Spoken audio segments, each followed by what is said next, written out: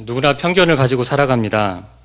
그런데 늘 변하지 않는 편견이 있습니다. 그것은 사람은 절대 변하지 않는다라는 겁니다. 그런데 많은 믿음의 선진들이 예수 그리스도를 통해서 예수님을 만나서 그들의 인생이 변했다는 사실을 접하면서도 깨달으면서도 여전히 우리들은 잘 믿지 않습니다. 그저 타고난 성품이 있고 또 그 성품으로 사람은 쉽게 변하지 않는다라고만 생각합니다. 멀리 생각할 필요도 없습니다. 우리 자신을 생각하면서 뒤돌아보면 금방 알 수 있습니다. 이런 생각들 때문인지 몰라도 우린 예수 그리스도를 믿는다고 늘 날마다 우리 입술을 통해서 고백하고 또 신앙생활을 하지만 우리는 여전히 변하지 않는 삶을 살아갑니다. 예수님의 마음으로 또 예수님처럼 그렇게 변화된 모습으로 살아가지 못합니다. 그런데 맥스 루카도가 쓴 예수님처럼이라는 책이 있습니다. 그 책을 통해서 하나님은 사람의 마음이 변하기를 원하신다는 것을 알 수 있습니다. 그 책의 중심은 이렇습니다. 하나님은 우리를 있는 그대로 사랑하신다. 그러나 그대로 두시지는 않는다. 당신이 변화되기를 원하신다. 그러니까 하나님은 우리가 예수님처럼 되기를, 예수님처럼 변화된 삶으로 살아가기를 원하신다는 겁니다. 작은 어려움에도 우리는 쉽게 흔들리고 또 쉽게 무너지는 인생을 살아갑니다. 그런데 우리가 예수님처럼 되기를 하나님은 원하신다는 겁니다. 어쩌면 뻔히 안 될 것을 아시면서도 우리가 그렇게 변화되기를 원하시는 것이 주님의 마음이라는 것입니다. 겟세마네 동산에서 기도하실 때 제자들에게 이렇게 주님이 신신당부를 하시지 않습니까? 나와 함께 깨어 있으라. 유혹에 빠지지 않게 기도하고 있어라. 그렇게 말씀하셨습니다. 그리고 주님은 땀방울이 핏방울이 되도록 그렇게 혼을 다해서 힘을 다해서 기도하셨습니다. 그러나 제자들은 깨어 있지 않았습니다. 그런 제자들에게 주님이 이렇게 말씀하십니다. 너희가 나와 함께 이 한 시간도 깨어있지 못하느냐. 시험에 들지 않게 깨어있어 기도하라. 깨어있어 기도하라. 어쩌면 주님은 뻔히 안 될 것을 아시면서도 제자들이 깨어 기도하기를 원하셨습니다. 제자들이 그렇게 변화되기를 주님은 원하셨습니다. 이것이 주님의 마음입니다. 예수님처럼 되기를 원하셨습니다. 만약 우리가 자동차라면 하나님은 우리의 엔진을 관할하려 하실 것입니다. 우리가 비행기라면 하나님이 조종석에 타셔서 그 비행기를 이렇게 운행하실 것입니다. 그러나 우리가 사람이기에 하나님의 형상대로 지음받은 피조물이기에 우리에게 마음을 주시고 생각과 의지도 주셨기에 우리를 그저 로봇처럼 그렇게 움직이려 하지 않으십니다. 우리의 마음과 우리의 의지대로 변화되기를 원하십니다. 때로는 하나님의 주권적으로 하나님의 공의로우신 방법대로 인도하셔서 그 사람의 환경과 그 사람에게 주어진 여러 여건들을 통하여서 하나님은 그 사람을 인도하시고 또 하나님은 그 사람을 변화시키십니다. 중요한 것은 하나님의 사람, 하나님께서 쓰시는 사람은 하나님의 방법대로 준비시키시고 광야의 길을 반드시 걸어가게 하십니다. 그리고 마침내 하나님께서 쓰시기에 합당하도록 그 사람을 변화시키십니다. 모세처럼 말입니다. 모세는 뜻하지 않게 애굽 사람을 쳐 죽여 미디안 광야로 도망합니다. 그렇게 해서 모세의 인생이 끝나는 것 같았지만 하나님의 뜻은 착오 없이 계획대로 진행되어져 갔습니다. 그렇게 모세는 광야로 내몰리게 되고 40년의 시간을 양치는 그런 목동으로 살아갑니다. 그러나 이 40년의 시간을 살아가는 것이 이스라엘 지도자가 되는 것과 어떤 연관성도 전혀 없었습니다. 어떻게 보면은 정말 무의미한 시간을 40년 동안 모세는 보냈던 것이죠. 그러나 하나님은 그 광야의 시간 속에서 하나님의 사람으로 변화시켜 주셨습니다. 오늘 우리 모두에게도 때로는 좌절로, 절망으로, 뜻하지 않은 어려움으로 그런 무의미한 시간을 보내게 하실 수도 있습니다. 그 시간들이 나를 발전시키는 또는 나를 성장시키는 그런 어떤 것과도 전혀 연관성이 없는 그저 헛된 시간처럼, 헛된 시간인 것 같지만 그 광야의 시간 속에서 하나님은 우리를 하나님의 사람으로 변화시키십니다. 그렇게 우리가 변화되기를 원하십니다.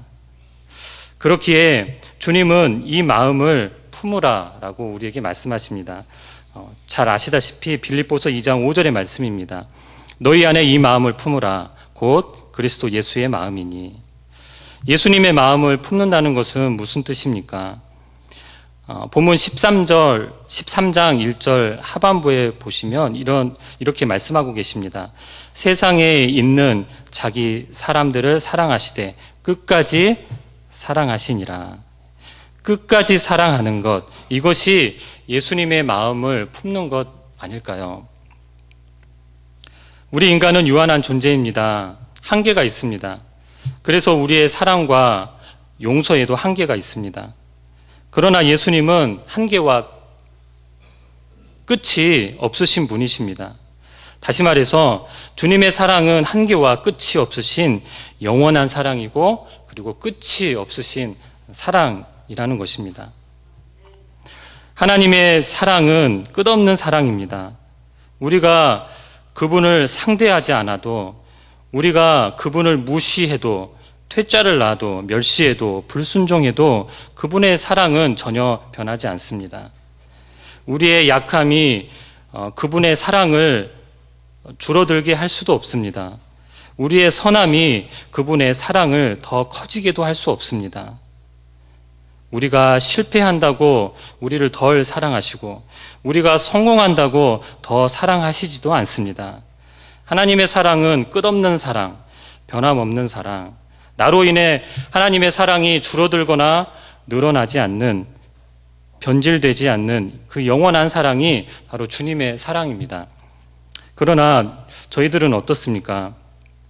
우리의 자녀가 조금 속썩이고 말을 듣지 않으면 호적에서 깨끗하게 정리하고자 하는 그 마음이 불같이 일어납니다.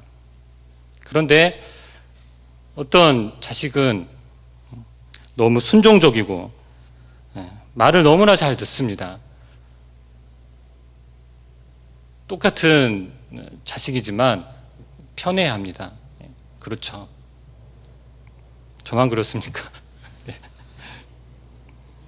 저희들의 사랑은 그렇습니다.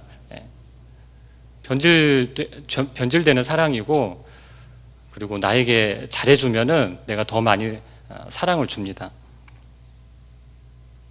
우리는 이 주님의 사랑을 흉내조차 낼 수 없지만 하나님은 예수님의 마음을 품기를 원하십니다. 그리고 우리의 마음과 우리의 모습이 그렇게 변화되길 원하신다는 것입니다. 예수님은 그 제자들을 어떻게 끝까지 헌신적으로 사랑하셨을까요? 예수님은 3년간 제자와 함께 다니셨습니다. 함께 다니다 보니 제자들의 결점과 단점, 그리고 믿음 없는 행동들, 못 볼 것도 다 보게 됩니다. 또한 예수님은 그들이 말하지 않는 그 생각까지도 다 들으실 수 있으셨습니다. 내면의 의심도 다 하셨고, 그뿐만 아니라 앞으로 품을 의심까지도 주님은 다 하셨습니다. 베드로가 어느 날 자신을 배반할 것을 아셨고, 도마가 어느 날 자신의 부활을 의심할 것을 아셨고, 가룟 유다가 예수님을 팔 것을 아셨습니다. 아시면서도 예수님은 그들을 믿어주셨습니다. 그 모든 것 다 아시면서도 주님은 제자들을 끝까지 사랑하시고 긍휼과 자비를 베풀어 주셨습니다. 만약 여러분들께서 사랑하는 사람들의 과거의 모든 실수와 앞으로 저지를 모든 실수를 미리 다 아신다면 여러분들은 어떻게 하시겠습니까? 모든 배반과 배신을 미리 아신다면 여러분들은 어떻게 하시겠습니까?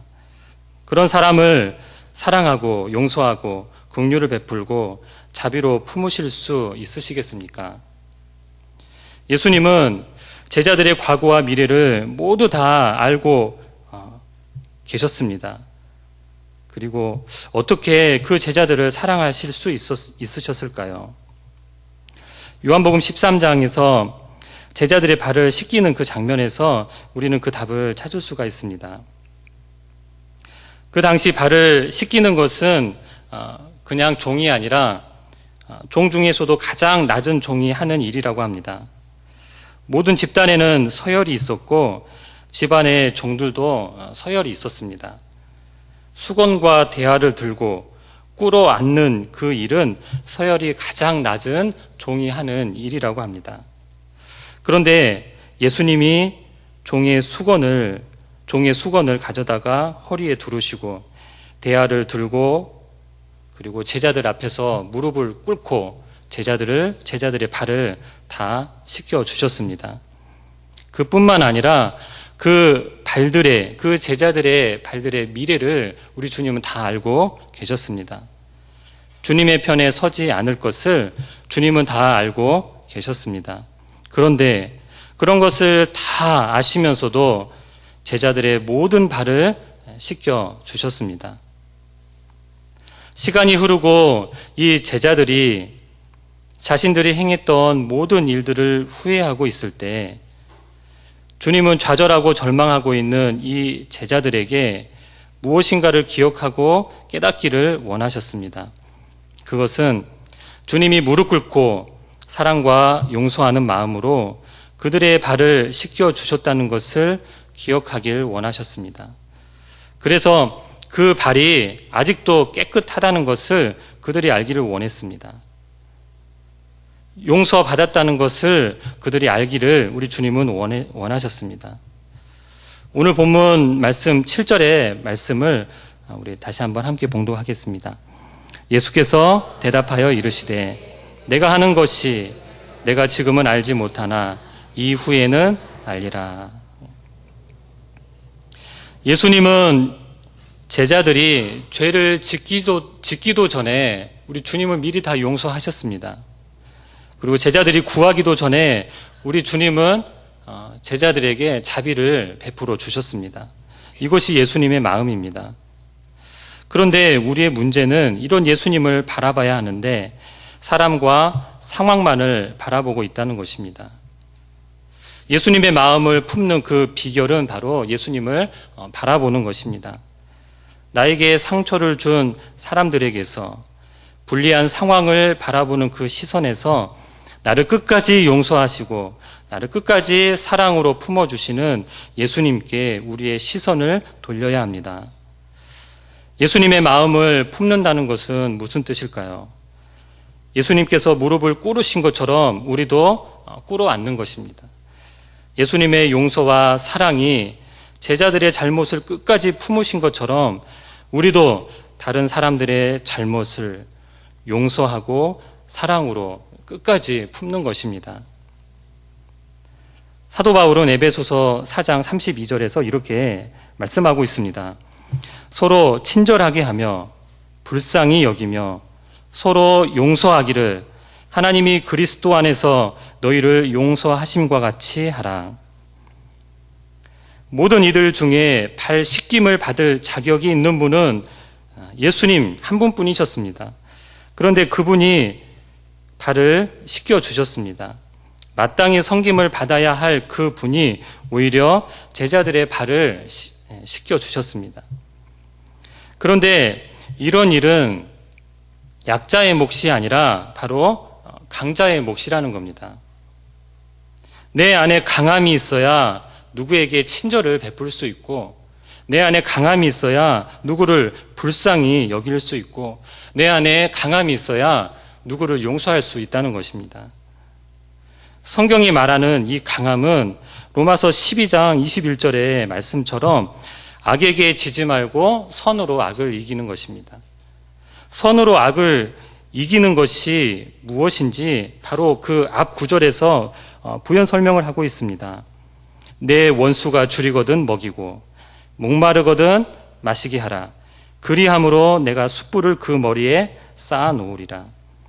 로마서 12장 전체의 말씀, 이 전후 맥락을 놓고 보면 여기서 나오는 숯불이라는 것은 따뜻함을 상징하는 단어입니다. 그래서 이 말씀은 사랑으로 그 사람을 품고 사랑으로 그 사람을 변화시킨다라는 말씀입니다. 원수까지라도 넉넉하게 사랑으로 품고 그를 변화시킬 수 있는 힘. 이것이 바로 성경이 말하는 선으로 악을 이기는 힘, 바로 강함. 성경이 말하는 강함입니다.